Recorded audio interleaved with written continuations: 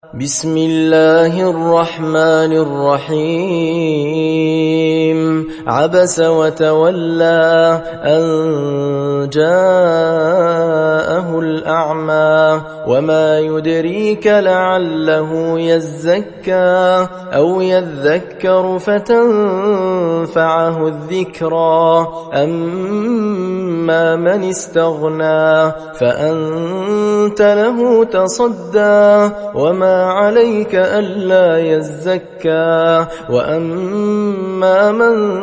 جاءك يسعى وهو يخشى فأنت عنه تلهى كلا إنها تذكرة فمن شاء ذكره في صحف مكرمة مرفوعة مطهرة بأيدي سفرة كرام بررة قتل الإنسان ما أكفره من أي شيء خلقه من نطفة خلقه فقدره ثم السبيل يسره ثم أماته فأقبره ثم إذا شاء أنشره كلا لما يقض ما أمره فلينظر الإنسان إلى طعامه أنا صببنا الماء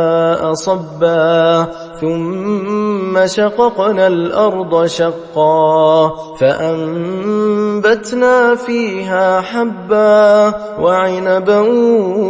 وقضبا وزيتونا ونخلا وحدائق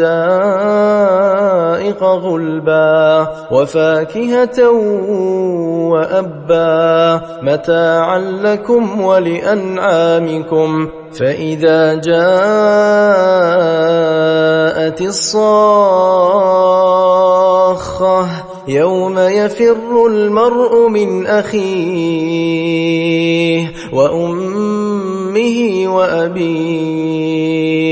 وصاحبته وبنيه لكل امرئ منهم يومئذ شأن يغنيه وجوه يومئذ مسفرة ضاحكة مستبشرة ووجوه يومئذ عليها غبرة ترهقها قترة أولئك هم الكفرة الفجرة.